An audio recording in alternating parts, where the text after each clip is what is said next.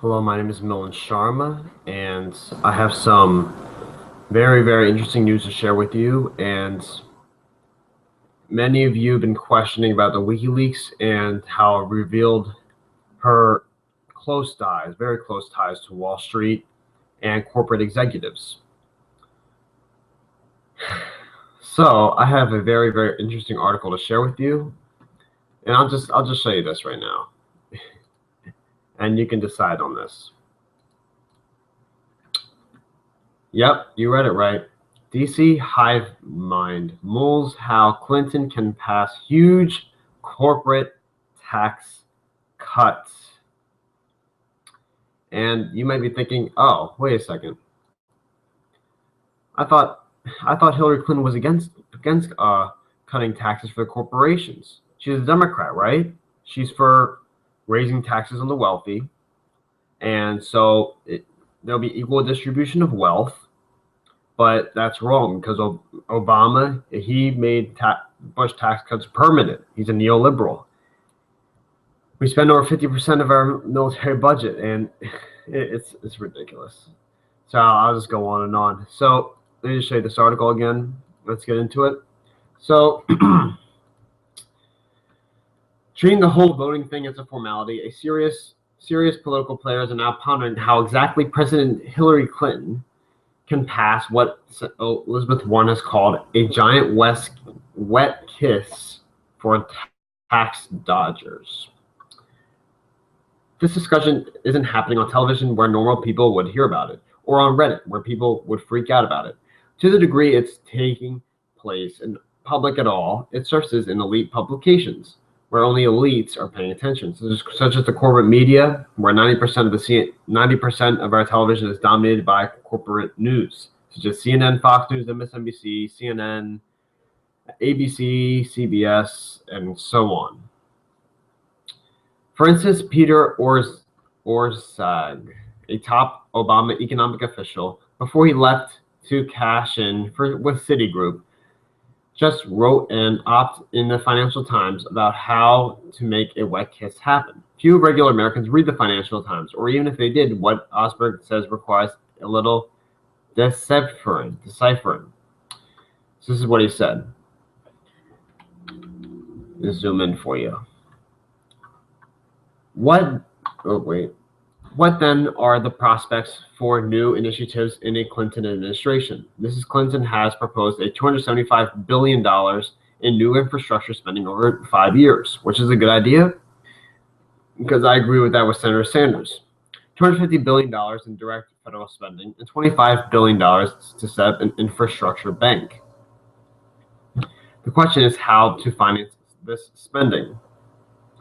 Deficit financing may be sensible, but is an anathema to House Republicans. So additional revenue from corporate income tax is commonly proposed, and that is where things become difficult. And when it says things become difficult, it'll be really difficult when you rake in over $150 million from Wall Street alone without the speeches you and your husband, Bill Clinton, make. So here we go. There was some bipartisan agreement, for example, that profits already accumulated overseas by U.S. companies should be subject to a tax rate below the statutory 35%, regardless of whether those profits are repatriated. But there is little consensus on whether such a tax should also apply in future and what the rate should be. To create room for the necessary compromises, Mrs. Clinton would do well to avoid many fights with her own party about whom she appoints to her administration. Because sadly, the Democratic Party is now made up of corporate Democrats or neoliberals, which means that they will compromise more with Republicans and actually get less done in office, no matter what they say. So, for example, President Obama said while he was running for president that he would have no lobbyists on his cabinet whatsoever, even though he's getting millions of dollars in funding by Wall Street. And what happened? Well, the WikiLeaks revealed that Citigroup was a major part of his administration, and basically Most, almost all of his cabinet was made up of Wall Street officials. Some senior congressional Democrats on the left are already preparing to oppose hell no to candidates who have worked in finance. If Clinton largely defers to them, however, misguided their approach, she may end up with more flexibility to negotiate later with a Republican Congress. And when it says she has more flexibility, that means that we all know that she's basically, oh, sorry about that. That she's basically a Republican, a pro-choice, pro-gay rights Republican. Her policies, oh, sorry about that. Let's fix this. Her policies, such as implementing fracking around the world, and we all know she supports TPP, especially after the WikiLeaks. I mean, it's unbelievable. She just these two issues alone. She's a neocon on foreign policy. I mean, she voted for the Iraq War. She voted for the Libyan War, and she's not even apologizing for Libya. She's not. Obama said it was the worst mistake in his presidency. Hillary Clinton said the Libyan people didn't want to work with her. She didn't see that. She said there was no problem. Well, she didn't say there was no problem with ISIS taking control of Libya, but she said that it wasn't our problem. So she didn't learn from this mistake. She wants to take out Assad now, and the Syrian Free Army, who's actually helping defeat ISIS. And we drone strike the Syrian army, over 60 people killed, over about 100 injured. And they say that's an accident. Okay, doesn't look like an accident to me. So we continue. What Osberg is doing is offering Clinton friendly advice on how to beat her own party and to make a deal with Republicans, like I just explained. Unfortunately, Ozark, there are, quote, misguided Democrats on the left who would thwart her. And when she says misguided, or when he says misguided, it means actual Democrats. And when I say actual Democrats, I mean like the principal Democrats, such as Bernie Sanders, such as Elizabeth Warren, such as the Florida Representative Alan Grayson. And thank God there's some progressive Democrats, because sadly in the House of Representatives there's many corporate Democrats such as Nancy Pelosi, Harry Reid, Chuck Schumer, who rake in millions of dollars from Wall Street and refuse to fight against them. Such as when it splits the party in half on foreign policy. For example, when Obama escalated military intervention and kept the troops in Afghanistan, there was no pushback on that whatsoever.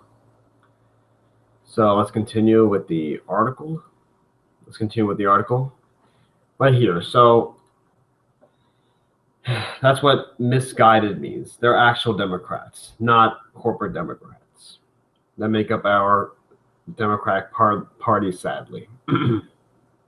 So he says she should quiet down the troublesome Warren wing of this party, which is the progressive wing of the party, the anti-war wing of the Democratic Party, by giving them a little of what they want. a little. Okay, let's see what a little is. And not appoint Wall Street and corporate executives to oversee their own industries. So that's basically saying, appointing Wall Street and corporate executives is basically saying that an overweight person should control your diet. It makes no sense. It makes no sense whatsoever. And like I said earlier, President Obama actually said he wouldn't appoint lobbyists to his cabinet, and of course he did, and he fooled everybody. He really did. He fooled a lot of people. So let's see. So American multinational corporations are currently holding $2.4 trillion in profits overseas. A significant chunk of this was, by any rational accounting, actually earned in the United States. However, American companies like Apple use legal chicanery to make much of their profits appear to be earned in foreign low-tax countries like Ireland. And I like to tell you a fact here.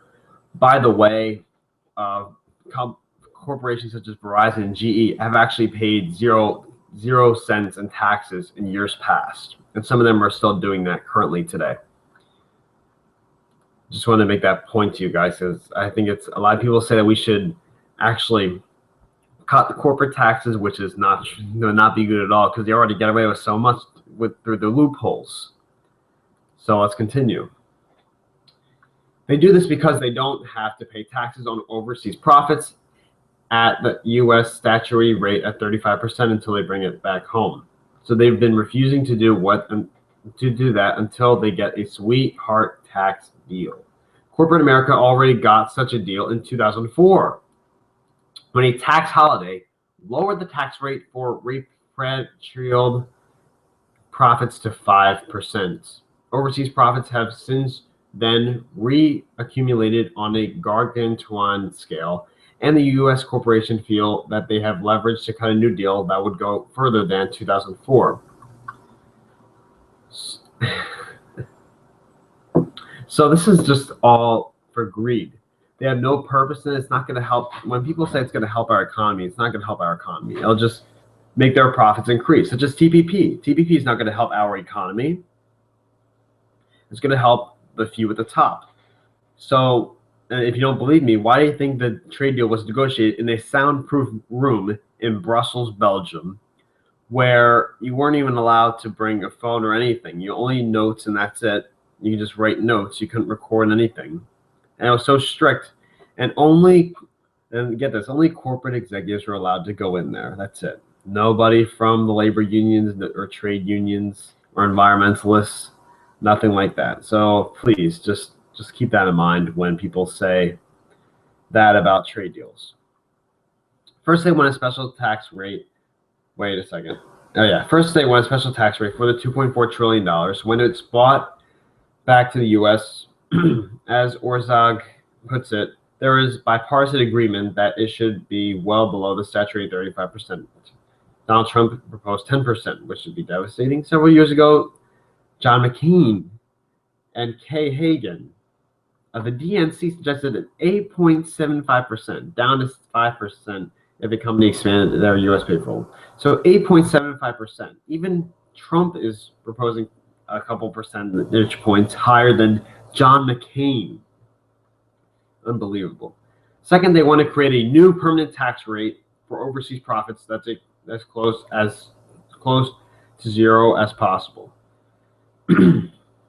This would essentially institutionalize the 2004 tax holiday. And by the way, like I said earlier, President Obama already made George Bush's tax cuts permanent. And what did the Democrats get back from that? Nothing whatsoever. Nada. Third, they want to slash the 35% corporate tax rate on their domestic profits. Trump's economic proposal would bring it down to 15%. But why would the United States political system, even as cowed as its money, agree to this? The answer is that America's infrastructure, airports, roads, tunnels, and bridges are falling apart. We desperately need an upgrade, and that's why I definitely agree with Sanders' plan for $1 trillion investment plan that would create millions of jobs around the United States, and that would actually improve our infrastructure and improve our economy. The Democrats want to make this happen badly. Orzak and then Clinton proposed $250 billion infrastructure spending plan. And obviously Republicans will refuse to appropriate new money. I love when they say that. I love it. Because Republicans say that they're against spending. They're against spending. But they're for more military spending. They're for more tax cuts, which actually increases our deficit, because rich people, they're not going to get rid. The trickle-down economics does not work. Okay, rich people, they'll just sit on the money, and that's improvement. You can look it up. Some millionaires have said that in the past. When you give the money to the middle class, the poor people, they will spend that money. They won't save it because they can't save it. They need it to live. So they won't sit on the money like millionaires and billionaires do and put it in the Cayman Islands. They will spend the money. And when they spend the money, that will raise and help our economy in whole. So thanks for listening, guys. I appreciate it. I'll stop it there. And please subscribe to this channel. Follow me on Twitter. The link will be below. And this article is also below as well. Thanks for listening.